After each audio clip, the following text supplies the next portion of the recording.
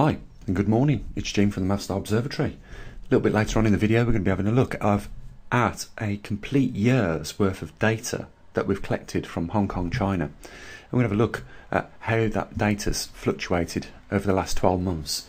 But before we do, as always, I want to say a big thank you just to a few special people. First of all you guys on Patreon, massive thank you. You know, without you guys we simply wouldn't be doing what we're doing right now. And a special thanks to Doug, Bob, Kathy, Susan, who, as you know, is in San Francisco, Brian, and lots of others. Guys, I'm sure I speak for a lot of our subscribers that enjoy the data that we collect. And, you know, I think if I say just a huge thank you from everyone, that should cover it. You know, it is amazing what you do. I know that a few of you have taken it upon yourselves to, you know, shelter the observatory under your wing. And I know some of you step up time to time and, you know, you make a donation, and with that money we're able to just carry on and expand doing what we're doing. If you go back a couple of years ago, we didn't have half as much as what we've got. Yesterday we've welcomed a new superstar to our magnetometer stations globally. Kendall, who's in Canada, is going to be receiving his magnetometer over the next 5 days hopefully, and I'll be setting it up with him and we'll be getting that up and running. A couple of tests, you know, just a 24-hour test to start with, and then, you know, a week's test, and then we're off for the month. And, you know, we'll be collecting data then from one of the weakest and more weakening of the regions of our planet, Canada. It's going to be an important epicenter to observe over the coming months. It's not just that, you know, we are really zooming in on some key areas now globally. First of all, Australia. You know why we're monitoring that? Because we have a large magnetic intensity swooping up over the south of that continent and moving towards the equatorial region. We're monitoring the United States, which is just on the fringe of that intensity, which really is at its strongest point over Canada, and we are also now in Canada monitoring that as well. Over here in the UK, we track the magnetic North Pole position with the TriMag, and we also have a magnetosphere sensor, just like around the world, which is picking up on the intensity at this location. So we're in the United States, Canada, Hong Kong, and in Australia. But we're not finished, guys. We have got to get one of our magnetometers and muon detectors out into Brazil. It is key. I'm going to be speaking to someone again this afternoon to see if we can secure that in Brazil. We're still waiting for Doug, who's waiting for his friend to come back from visiting family in Brazil to see how that's gone. But I'm pretty sure it won't be long now before we complete the set. The set is Brazil and Australia. Australia because it's the highest intensity on our planet, Brazil because it's in the South Atlantic anomaly and therefore the weakest. And with the muon detectors that are in these locations, as well as the magnetometers, not only can we measure the intensity, we can measure the radiation levels with regards to cosmic rays that are inbound in those regions. Now, we should have less protection in Brazil, more protection in Australia. And in a couple of weeks, we'll be having the first of our muon data come back from Australia so that we can have a look at it and see how many counts per hours we get per square meter.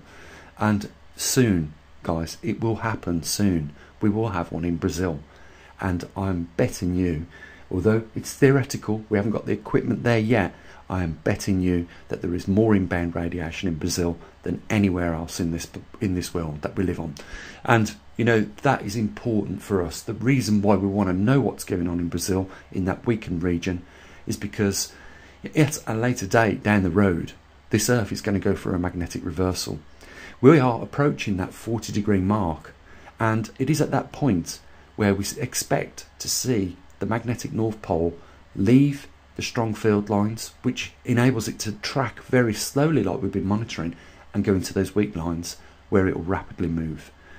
And it's through monitoring like we do that we're going to be able to know if that is happening at that time when it does that. It's predicted 2.5, 3 years, maybe 7 years, something in between that window when that will happen.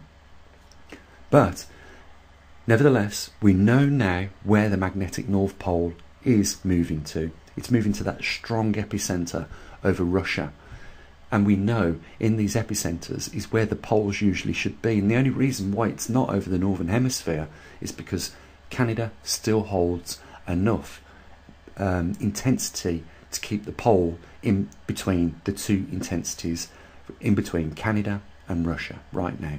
But Russia's intensity is rapidly increasing, and therefore it is winning the dipole or the magnetic North Pole towards its location, and that's why it's migrating. You see, we have learned a lot, guys, in the time that we've been studying this.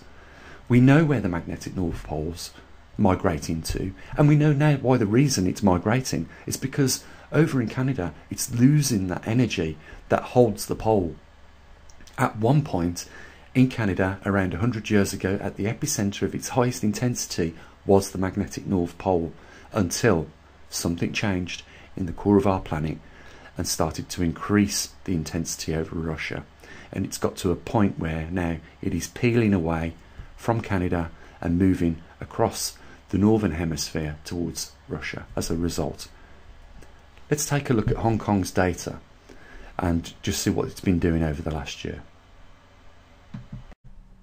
So here we are at the maverickstar Observatory under maverickstar Global Data. If you go in there, you can find the Hong Kong chart link. Just click on that link and it'll take you to all of Hong Kong, China's data, and you can have a look at your own pace and time. So what we're looking at is this month's, and we have had a strange anomaly. As you can see, it jumped for around about, I don't know, 4 or 5 days. It went up around about a microtesla and then dropped again. You know, we've seen this pretty much on a lot of our magnetometer data that we collect. First of all, it was higher than this. If we go back a few months and have a look at the change that what's been going on over the last few months, we can see that it's common for this to happen. We see this on all the magnetometers, and it's not necessarily because they're being moved, because the majority of our superstars, like Tony, who sent us this data, screw them down or screw them to the wall so they don't move. So, you know, there's no way they can be knocked. And like I say, it's not uncommon for them to sometimes drop a microtesla or increase a microtesla or even 2.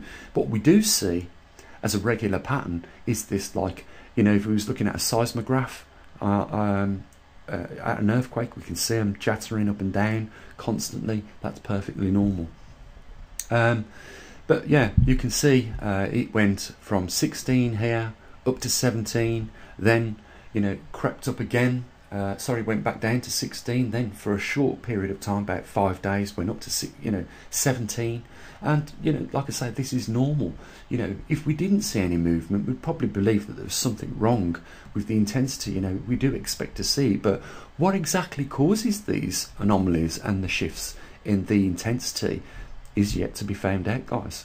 And perhaps, you know, when we get the muon detectors out into some of these regions where these magnetometers are, we might find that there is probably more pressure over that region on the magnetosphere, caused most likely by cosmic rays.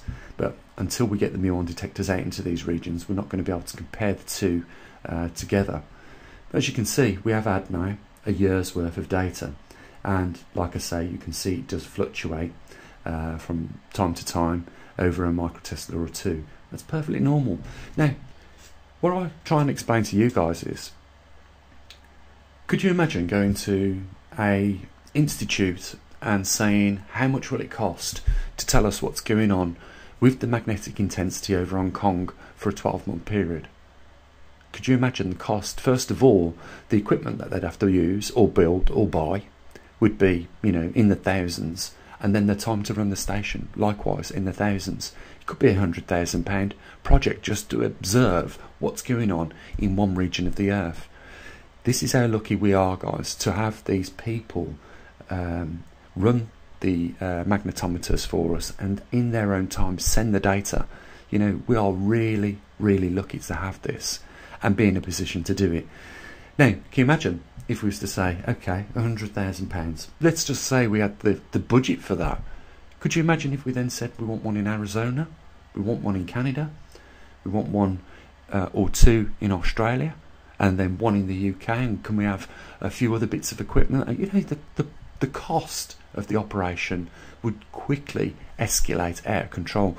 The thing is, with companies like NASA and the European Space Agency, they have no other way to do it other than to splash the cash out on these things. We have, by the luck and the grace of God, been in a position to be where we are right now. We raise a little bit of capital, invest that capital into the equipment that we need. We've been lucky because, you know, you have got me, a qualified scientist, and someone that's learnt themselves programming of electronics and building electronics, so that we're in a position to put these things together. Just like at the neutron detector that we looked at when we made that inquiry to purchasing them. They're only £2,180 something each, and they're not much too different, other than a little vial of helium at 4 atmospheres in a tube. Apart from that, the equipment is exactly the same. Peak hold part of the circuitry, DC-DC booster, computer breakout board, the means to put it on a display LED. You know, I just wonder how much, if you could purchase a muon detector, how much they cost. Because if a neutron detector costs that much, neutrons are much, much bigger than muons. I would have said muons were harder to detect than neutrons. I reckon they'd be over £3,000–4,000 easy. But being able to put them together ourselves, collect the data, process the data, and get it up on the website just enables us to be in a position to do that, guys. That's why I say we're really, really lucky. So yeah, you can see when we very first started off with the test run of the Hong Kong China over a 5-day period, you can see you know, that after it settled down, it was put in its original position. It started off at around about 18 microteslas here.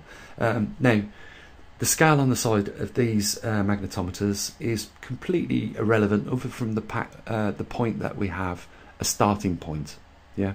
So, I mean, if I was to calibrate them, by the time they got sent to the location, they'd be reading a different number in any case. So there's no point in doing that. All I can do is make sure that they are correctly working before they leave this observatory.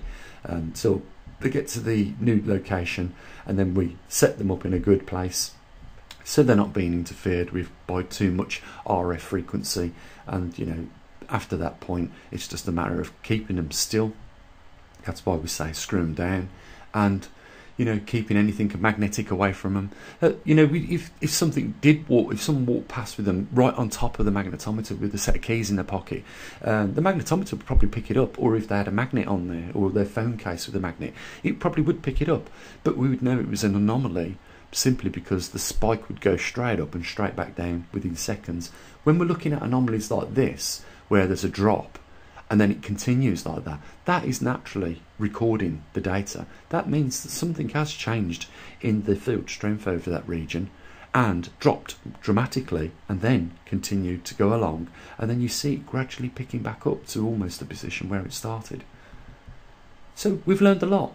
We know when we're looking at average data, we know when we can spot slight anomalies, we know that there is a behaviour pattern to some of these regions, and the only reason we know that is because we built the equipment, we got it out there, and we recorded the data as what we're looking at right now.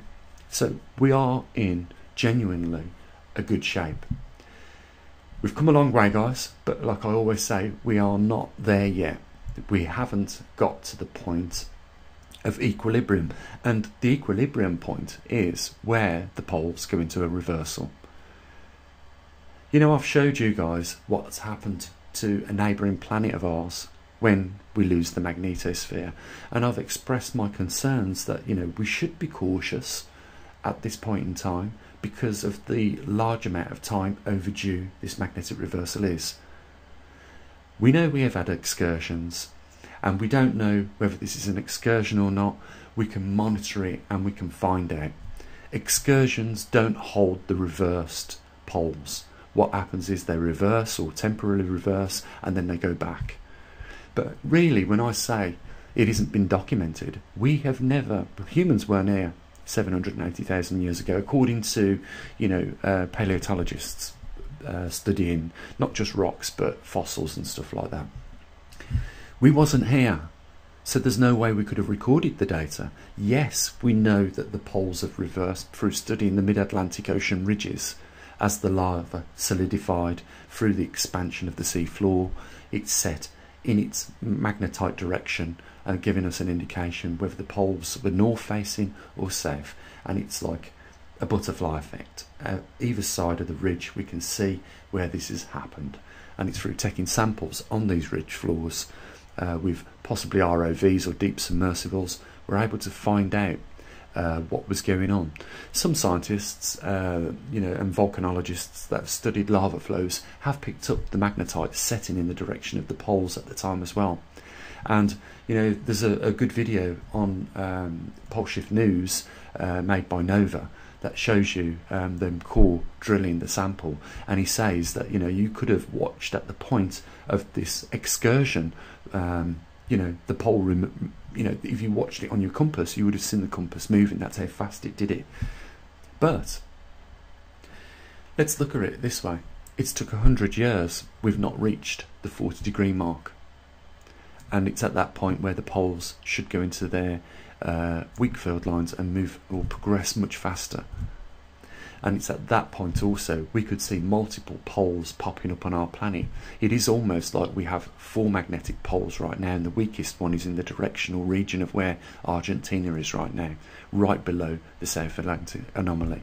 Then we've got the large intensity which is coming off the south magnetic pole, which is now lurching up over Australia, and that is moving towards the direction of the equatorial region. We've got Russia, which is moving towards the equatorial region again, trying to meet its counterpart of that one that's moving up from Australia. It looks like they're coming together. And then we have the one over Canada. So you could say that we do have 4 high intense magnetic regions on this planet. Even though we still only have 2 magnetic poles, we still have these high magnetic regions.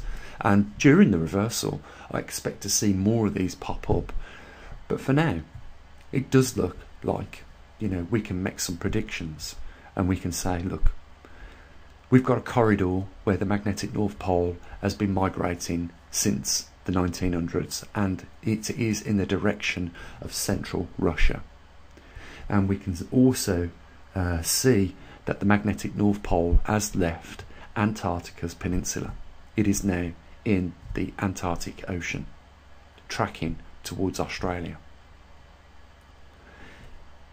You have seen what happens when you get 2 magnets and you put the poles oppositely charged in the direction of each other. They attract each other, and that is what I believe is going to take place. When they come together, they will form a north and a south, and at that point we will see, perhaps at that point, where the poles will begin to separate and go to their new locations. At that point only. And that is why it's important to track this. I'm sure you will agree. It's very hard to watch some people talk about a specific subject such as the magnetic pole reversal, but I think it makes it a lot more interesting when you listen to someone with a real passion and real interest, like I have, in the topic. And I believe that you have the same interest in this just as much as I do, and you're interested in what's going to happen next, because it will be on a global scale. And we are already seeing the results of the inbound cosmic rays affecting the jet streams over the last 30 years. Just in the last 30 years, guys, we've seen that happen.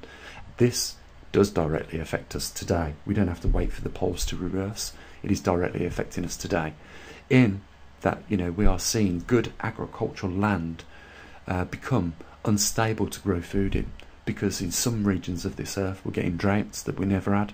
Some regions of the earth we're getting floods like we never had, and so on and so forth. Record-breaking frost that some countries haven't seen for hundreds of years on record. That's why we do what we do, because it is important, and it does affect 7 billion souls on this planet. So if you're one of the few people that chip in regularly to keep this information going, then I want to tell you something.